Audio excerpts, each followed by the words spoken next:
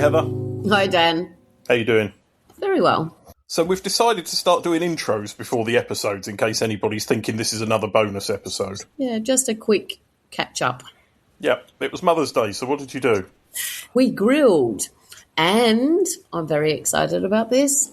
So our Murky now has a flagpole, which is something that I've wanted in some weird way ever since we got the Murky.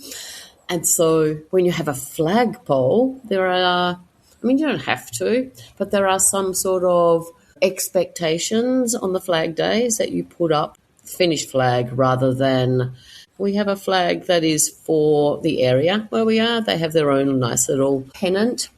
So yesterday we took down area pennant and put up a proper finished flag. Did you put it up at the right time of the day? No, because actually we had to wait for the flag. So we arrived in Murky on Friday, and it was sort of Saturday afternoon, like, oh, tomorrow's a flag day. Maybe we should have a flag. So then quick message home to Alex, saying, hey, if you're coming tomorrow, can you stop at Korauta and, well, somewhere and buy a flag? But make sure it's the right size for the pole, because there are different sizes of flags for different pole heights.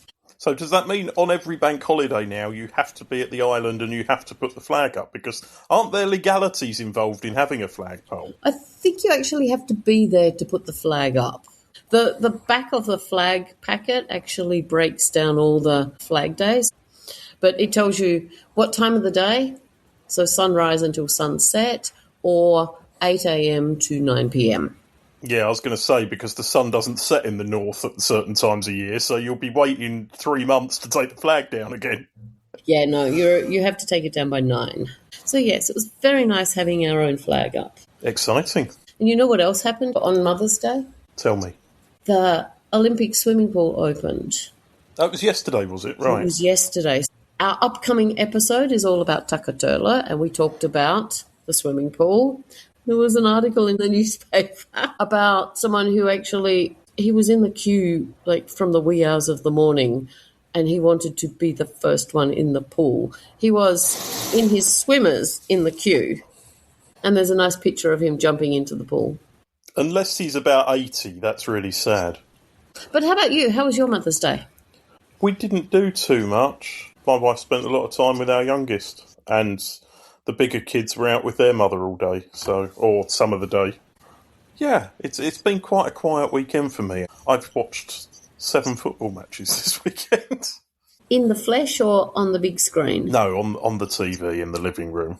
Anyway, that's covered what we've been up to. There's loads of stuff for the bonus episode next weekend, because I'm going to be out and about from Friday afternoon right through to Sunday, so we are going to have an abundance of material for the next bonus episode. But for now, we would like to introduce, finally getting out again, we went to Taka-Töölö. We did, yes. So here is the episode. We're in Taka-Töölö. Which is the opposite of Taka-Töölö. So it's district number, crap, I can't remember. 14. 14, thank you very much. What's the Swedish name? Oh, it's a bit complicated. It is Böttrötöölö. With only one dotted O. Only one, well, two, yes. rather Yeah, than two, three. but too many dotted O's. Would you like some stats? Tell me, how many people live here? Well, can we do the area first? All right. It's actually nearly 2 kilometres square. Yes. It's 1.95 kilometres square. Okay. The population as of last day of 2024 was 15,901. Probably the closest area in terms of jobs to population. Jobs at the end of 2022 was 10,202. Okay. Wow, that's a lot of jobs. Yeah. Postal codes 250 and 260. Yes. 82% of Taka-Töölö's residents are Finnish or Sami speakers. Right. 9% are Swedish speakers. That's a very high percentage of non-Finnish speakers, yes. Over 90% of the housing stock in this area was built before the 1960s, which is the highest of any area in Helsinki. I mean, it looks like that, although where we are standing, which is right behind the Mestaritali and then also the rowing stadium. These are new buildings, but that was built a couple of years ago. This is old office stock. So the Finnish Environmental Agency were based here. And now it's an apartment house, which has, from memory, some sort of concierge service. So quite luxurious. So in this area, there are 36 hectares of parks and 15 hectares of forest, although most of the forest is on the island of Rayaside. An island close to my heart. So the reason we're standing here is in this pink block, would you say? Terracotta. Terracotta. Yeah, that's a good call. Terracotta-coloured building. There is the Taka-Töölö Museum. She acquired an apartment when it was newly built in 1952, but when she decorated her home, she followed the new creative ideas of the 40s and 50s. So it was about the most modern flat inside, but it hasn't been changed since. Wow. And it's been kept by the foundation she set up to sort of represent that moment in history. Okay, so 1952, Olympic year. I mean, prime location, rowing stadium right in front. Was she a rowing fan, perhaps? I have no idea. I think it was just the new hip area at the time. Yep. She obviously had money if she could afford to do everything in the modern style. And I'm going to say, if you can afford to buy, I'm sure even back then, waterfront, Seaview would have been more expensive. The museum is only open by appointment and it's €5 each up to a party of 15. Okay. So it's not super expensive. No. Something we could consider for a later episode. Yeah. So we're standing by the Toivo Gula Memorial. Do you know who that is? I don't, and it was quite difficult to find because this memorial, unless you're actually looking for it, it's well hidden. I mean, I guess when there's no leaves on the trees, you could see it, but yeah, well hidden. Well, look at the years. All right, so 1918. All right, so hey, he died quite young. He was born 1883, so I'm guessing was he... Let me tell you about him first. Okay. So he was a composer. He represented national romanticism in his early work, but later also drawn elements from new French music. He was particularly notable as a song composer. Both his solo songs and choral songs are still popular, and he was also a founding member of the Finnish Composers Association, SSL, which was founded in 1917. Just a year before he died? Yes. Wow. So what happened in 1918, Heather? Civil War. Was he a soldier, or was he unfortunately caught in crossfire? Well, from what I've read, he was a soldier. Yes, he was drafted. However, there was a bit of an argument that went on in his own battalion. Friendly fire. And it seems like there's no confirmation of this story, but the person they think attacked and killed him died just before the trial happened. Oh. In a boating accident. Oh dear. So... I mean, boating accidents in Finland are not uncommon, so... Well, that was slightly suspicious as well, you see. So, yeah, it seems like he had a very short, slightly sad, but quite a big output musically. I'm going to say he had an influential life. Well, he also went to study at what is now the Sibelius Academy. It used to be the Finnish Academy of Music. But he couldn't afford to finish his studies there, so he only studied for 3 years and didn't complete his course. So he was successful considering, in the eyes of the system, he failed. Yeah.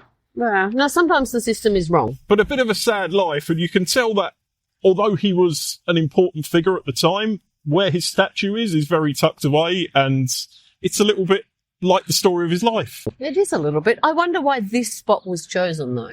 I mean, usually memorials have some sort of connection to the place they're at. Did he live in Töölö, perhaps? Well, originally he was from Turku. Okay, the army barracks were here? Maybe he was based here? It could be to do with that, yeah. All right. But for anyone knowing more, get in touch with us. cultural.hell@gmail.com. Yes. We are outside the entrance to Cafe Regatta. What do you know about Cafe Regatta? Oh, Cafe Regatta. #1 restaurant on TripAdvisor, believe it or not, for many years in a row. That was before TripAdvisor sort of sorted out what was a restaurant and what was a cafe and what was a fishing hut suspended over the sea serving full buns and coffee. One of the reasons that they get such consistent ratings, they always have hot buns because there are so many people coming here. They're just constantly churning out the buns. Yeah, their corvrapusti is renowned. It is, yes. Fairly decent coffee. You can buy sausages here, they have an open fire where you can grill your own sausages. You know why the coffee is so good?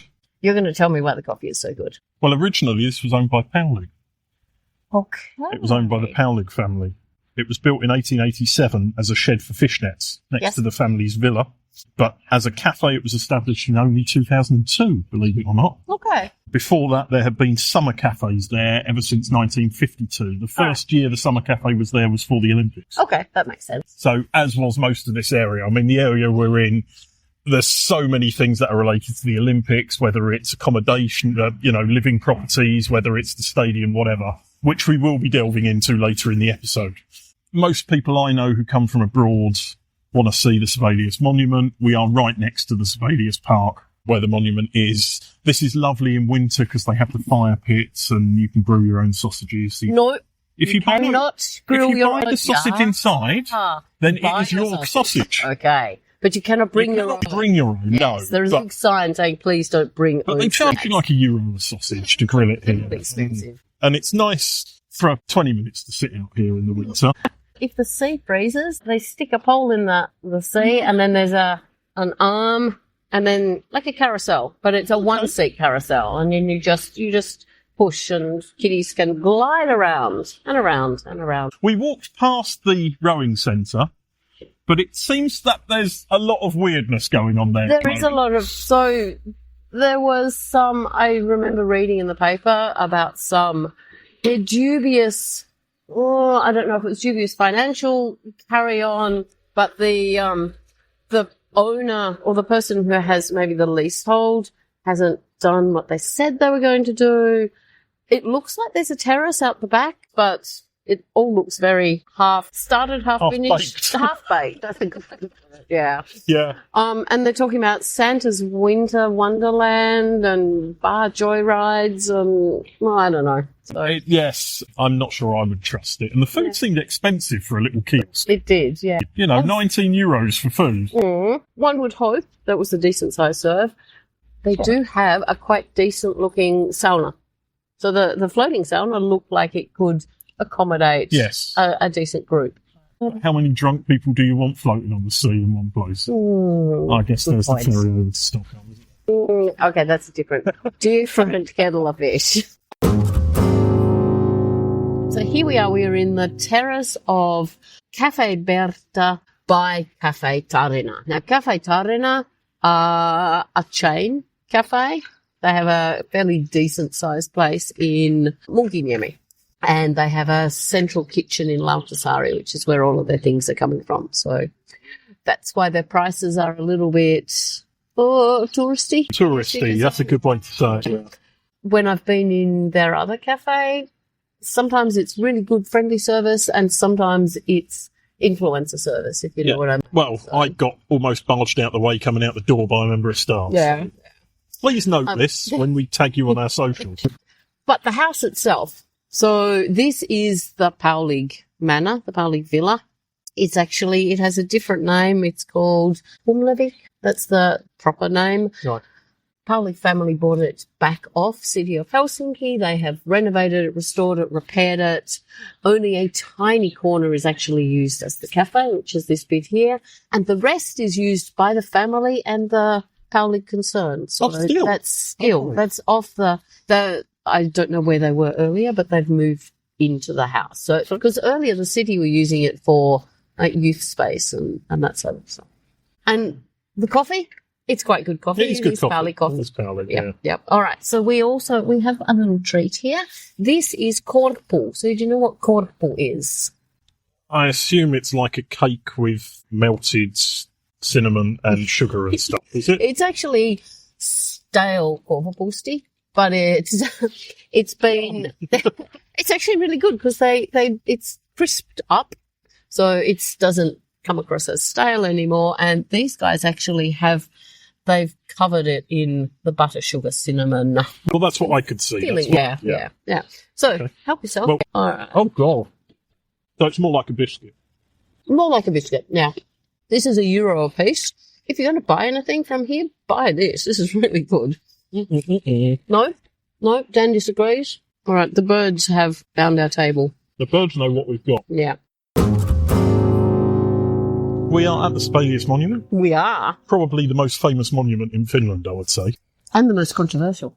There is that. Do you remember what year it was unveiled? 60-something. Yeah. 67. There you go. I knew it was 60-something. When music was very cool. Do you know who did this? Hayley Hiltonen. That's correct. You know what? I know some other things about it. Will you tell me what you know? I do know that her design was the most controversial because people did not think that it represented Sibelius at all. I also know that the day it was unveiled, the powers that be had a lunch at Lehtovara restaurant, which is a classic Helsinki restaurant over there. She was not invited. And the Sibelius head, that came later. Yes. Okay. The sculpture won a competition organised by the Sibelius Society following the composer's death in 1957.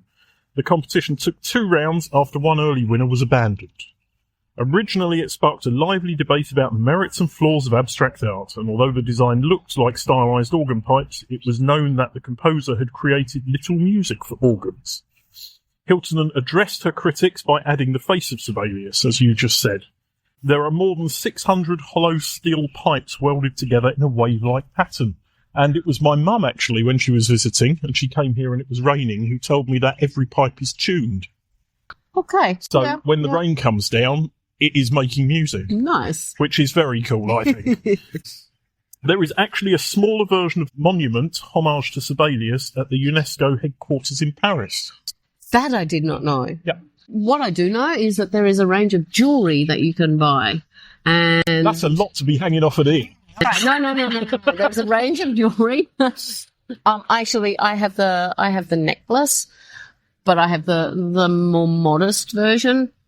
So Sauli Niinistö, maybe the first or the second year that he was president, Jenny, his wife, was wearing the Sibelius monument. Oh, the handshaking festival. Yeah, at the handshaking festival, Independence Day ball.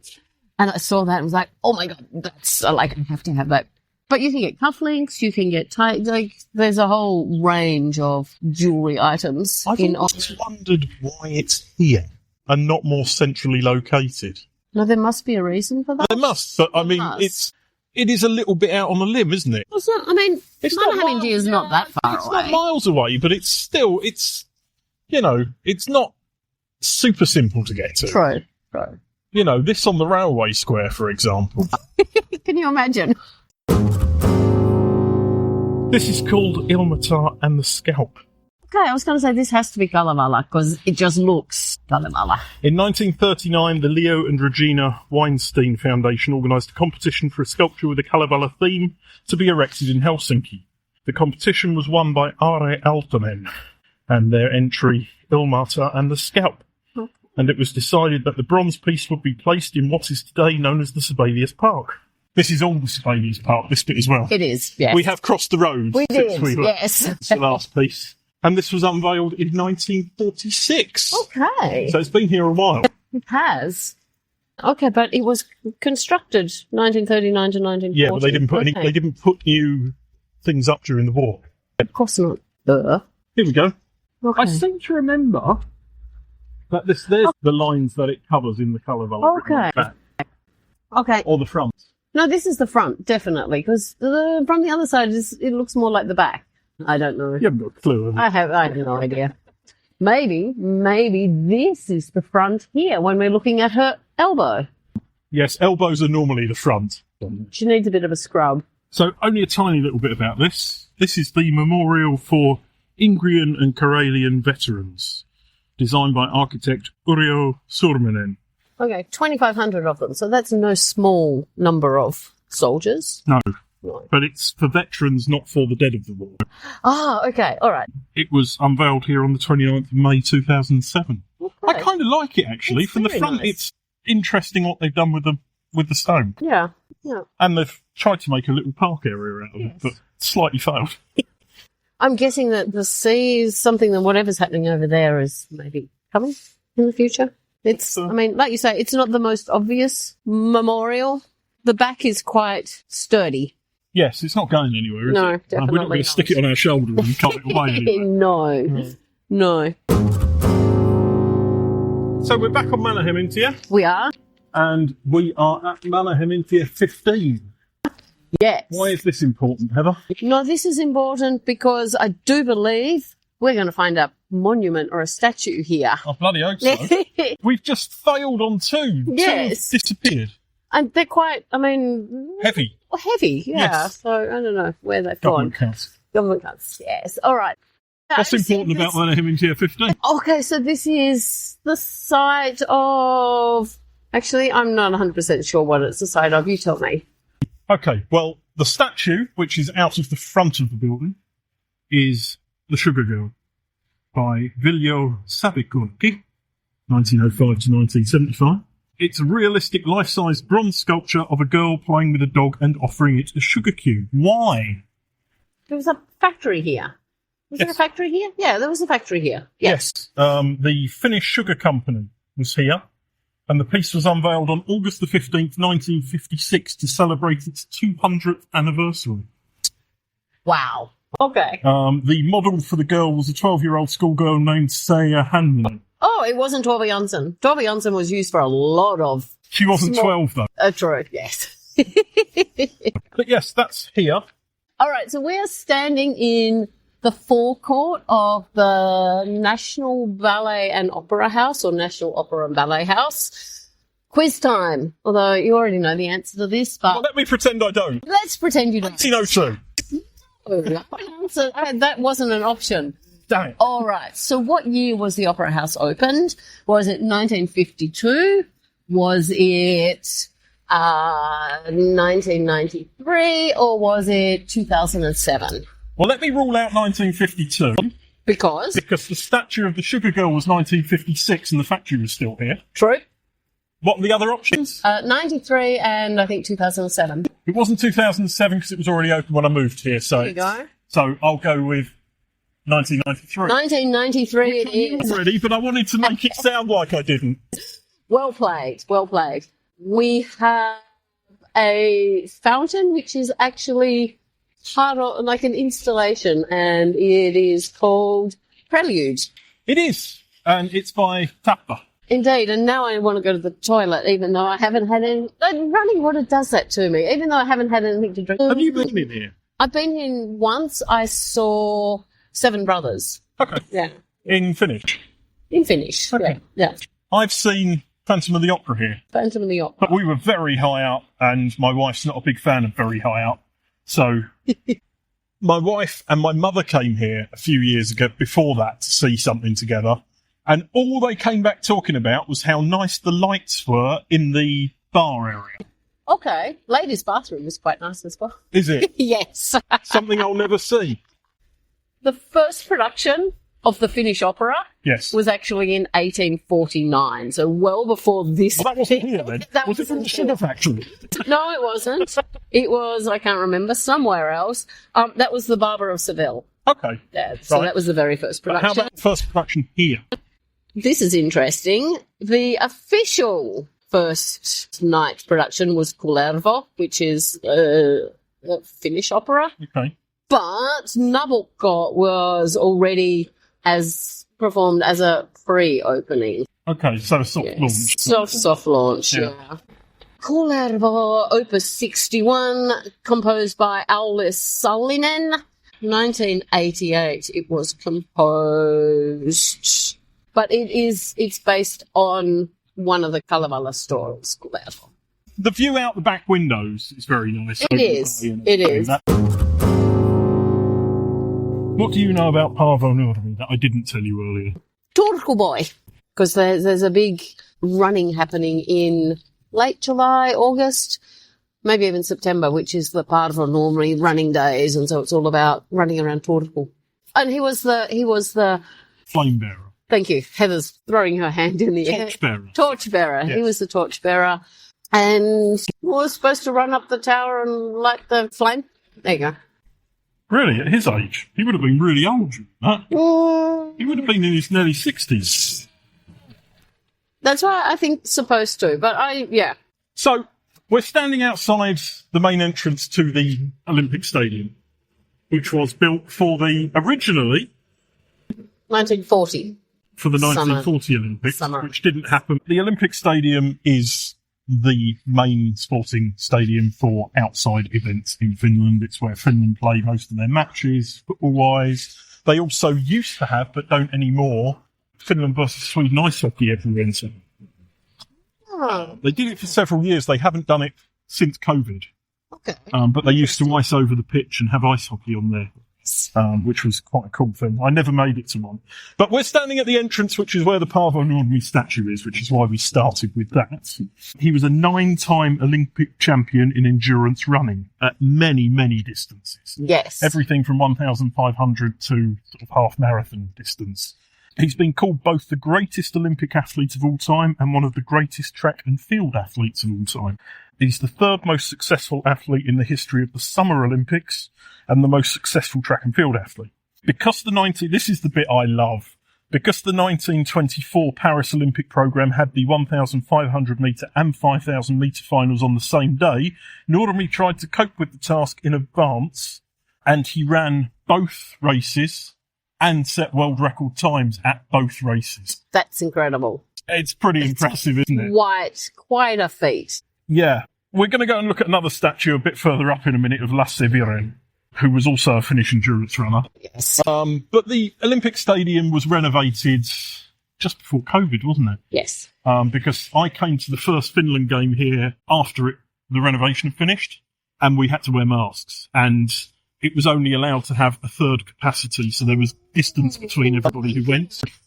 And the getting in and out was a nightmare. They didn't have enough staff. They didn't really know what they were doing, so it's a good thing it was only a third full for that game. But the outsides never really changed. They cleaned it a bit. Thank you for the Madonna concert. Well, the last time I was here was for the Robbie Williams last year. Okay, yeah. But I used to come to all the Finland games for many, many years. I saw the Finland 3, Germany 3, where I was sitting with my German friend who was cursing, and amongst some of my Finnish friends who were like, this is a great game. So, the two sides of the coin. So, what do you know about Lasse Viren? Lasse Viren, He's still alive, by the way. is he? Born 22nd of July 1949, so he's still with us. Okay, yeah. He's famous for, in one of the races that he was running, someone fell and he stopped Mohamed Gamoudi. Okay, thank you. Someone fell and he stopped and helped them up and then continued on and won the race. Well, there's a little bit more to it than that. Okay. He got up, sprinted up to the leading group, took the lead so he could slow the race down and have a rest. Oh. That was in 1972 at the Munich Olympics. Oh. That was the 10,000 metre race. He won both that and the 5,000 metre race at the 72 Munich and 76 Montreal Olympics. Oh. 4-time Olympic champion, that was those races in both, and also a former member of Parliament. He was with the NCP. NCP, okay. Okay, yeah. So he's done his time. Yep, Finnish hero for sure. He's born in Murskula. Sorry? Born in Murskula. Murskula. Yeah. Murskula. Okay, sounds like a rooming house.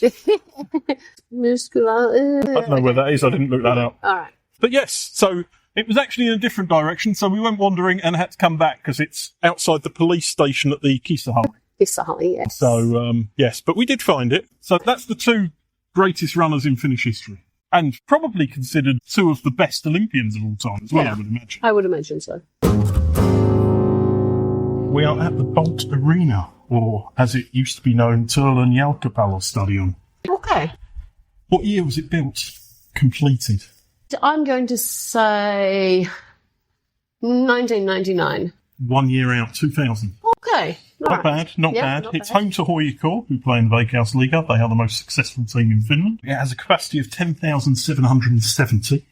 Okay, decent size. The main owner of the stadium is actually the city of Helsinki, who lease it to a company that is part of HJK. Okay, yep. In 2003, the football stadium replaced its pitch with artificial turf. It originally had grass here. Wow. The most important game that was ever played here was the game where Finland qualified for Euro 2020. Okay. And I was here. All right. The only time I've ever had an unsolicited hug from a Finnish man. I I'm sure emotions were running very high. They were very much so. I mean, where we're standing now is the home end. This is where the trouble happens. Okay. And my season tickets used to be here. Uh-huh. Yep. And I sat in almost my season ticket place to watch Finland win that match. Nice. But I've seen some amazing European games here as well. I've seen them play, Frankfurt here, and they played a lot of big-ish games here. Okay. So while we're here, let's cover the Eläintarhankenttä, because we're not going up that far. Okay. Do you know anything about it? It's called the Zoo Field. Do you know why it's called the Zoo Field? I'm guessing there was a zoo there at some stage. Never been to that. It is modelled on Djurgården in Stockholm, which is why it's called. Okay. It was completed in 1910. Right. And it was the main sports field in Helsinki until the completion of the Olympic Stadium in 1938. So the Olympic Stadium was the Olympic Stadium for 14 years before it was actually used as the Olympic Stadium. The stadium, yeah. In October 1911, the field was the scene of the first ever international match of the Finnish national team. Right. The match was played between Finland and Sweden on a clay pitch, and it ended 5-2 to Sweden. Okay. It's also been renovated twice, once before the Olympics, so that it could be used as a training area. And then again, when they had the European Championships. Oh, yes. Athletics, yep, I remember that. They renewed it again at a cost of 1.5 million. It doesn't look like it, and it didn't at the time either. But that was when they took away they had laid a coal field. That's when they put grass in. Okay, yeah. So it's very significant, although it just looks like a rundown thing with a single stand now. It's actually quite popular with schools to have their sports days. If they don't have a proper field and stand, they have their sports days. And it wasn't until the end of the 90s that they actually made it an 8-track running thing. Running track. Okay. It wasn't 8 tracks before. I think it was 5 or 6. So they do keep updating it, but I have a feeling it's prime real estate and it might not be there for that much longer. I think some people might have some words to say about that. Anyway. So you wanted to talk about the Rose Garden? No, the Winter Garden. So the Winter Garden is actually on the other side of the hill from where the stadium is that we're talking about. And now I can't remember what year it was open, but it's open all year round. So you can go in the middle of winter and it's this lovely... It's too hot. In the winter, when you go in from the cold, you're sweating within a minute. True, it's insane. True. But it's full of tropical plants, so you can walk through and enjoy all the tropical plants that you wouldn't otherwise be seeing. So it is part of the Helsinki City Gardens. Botanical Gardens, yeah. So they have an area where they're growing plants as well for the other parks. Yeah. As well. Yeah. While we're here also, I should talk about the Helsinki Helsinki Swimming Stadium, which was also built for the 1940 Olympic Games originally. Designed by architect Jorma Järvi in the functionalist style. The only reason I mention that is it's used as an example of how an outdoor swimming centre should be built. Okay. So it was an Olympic-sized pool. Yep. It was used in the 1952 Olympics in the end. It was completed in 1947. During wartime, yes. What was it used for? I'm going to storage for something, whether it was grain, whether it was tanks and munitions, whether it was first aid supplies. No, you were closest with grain. It was used for storing herring and root vegetables. Okay, nice. Yes. Very nice. And during summertime, how many people do you think go there each day? 15,000. It's not that big. It's 5,000. 5,000. Which is a hell of a lot, because it's not that big an area. True. And they're not all getting in the pool at once, otherwise there'd be no water goodness for there. that, yes. All right, yeah, that's the swimming hall. There is another statue we've missed as well, but we were just talking about we might come back to this area and fill in some of the blanks, because this is a massive area. This is a massive area, yes. Jäähalli, which is basically part of this big sports area. We've got the Olympic Stadium, we're standing at the Bolt Arena, and from here we can see Jäähalli, also known as Nordis, the area. When was it built? 19... I think this is after the Olympics, so I'm going to say maybe late 50s, early 60s. 1966. Okay, same age as me. It is the oldest ice ring in Helsinki. Yes. And the second oldest in Finland. Originally designed for the 1965 Ice Hockey World Championships. Right. But due to scheduling delays, the games ended up being in Tampere, Isle. Okay, which is probably the oldest one, but anyway, yeah. Not anymore, because they've knocked it down, haven't they? Yeah, true. They've got the Nokia Arena now, haven't they? Well, It's home to HIFK. yes. Since it opened, it's been home to HIFK. Jokerit have played there on and off several times. Most recently, about 5 months ago, when they played their last game there before moving back to what is now the Veikkaus Arena. Veikkaus Arena. And it holds 8,200, which isn't many. No, It's a lot less than I thought it was. Yeah. But obviously, when they've got gigs in there, the floor becomes available. Yeah, as yeah, well. yeah. I've seen gigs in there. I've seen ice hockey in there. We were both saying that we've been there for the flea markets that used to be there, but they stopped during COVID and never really restarted. Okay, yeah. I saw Jeff Durham there. I saw Ringo Starr there. Okay. And his all-star band. Who else have I seen there? I've seen lots of bands in the black box because they now put curtains around the seats and they have it as just a standing venue for a lot of things. Okay, yeah. And the whole area used to be used for Sideways Festival and is now going to be used for the Helsinki City Festival this year, where there will be people. Yeah. Well, it was here in the Alt Arena. Right. Yes, this year at the Helsinki City Festival, Lewis Capaldi's playing, Black Eyed Peas are playing. Nice. It's a pretty big international lineup for the headliners. The other thing I'd like to say is, and we haven't mentioned yet, is that the Finnish Sports Museum is attached to the Olympic Stadium. Yes. And it's well worth a visit. Museum card. Absolutely. Yes, use your museum card. I don't think you can use the museum card to go up the tower, can you? Oh, no, I don't think so. But I think that's sort of €7 or €8. It's not super. It's not like some countries where it's €20 you get ripped off for. And on a day like today, where it's a little bit windy but nice weather, it's worth a trip up there because you do get a great view of the city. Word of warning, the lift that takes you to the top doesn't quite take you to the top. No, it doesn't quite take you to the top, and also it's quite small. So if you're claustrophobic, then panic. Go on your own, because if you're with 3 other people, it's quite tight. Yeah. That is our take on Taka-Töölö. Taka-Töölö, yes. While we are here, we should spin to find out what our next area is. Shouldn't we? So, Heather, would you like to spin? Let's spin 29. Haga. We have not done so. Hey, and that's really good. Because we're going there at the time that all the blossoms are Exactly, yes. Perfect. Fantastic. So that includes Etelähaga, Kivihaka, Pohjois-Haga and Lassila. Yes. So we'll split those between us. Yeah. And we'll be back, hopefully in 2 weeks. I think so. Yeah. With an episode where we cover Haga. Yes. And the very lovely garden. Yes. Yes. Super. Okay. Thanks, Heather. Thanks, Dad.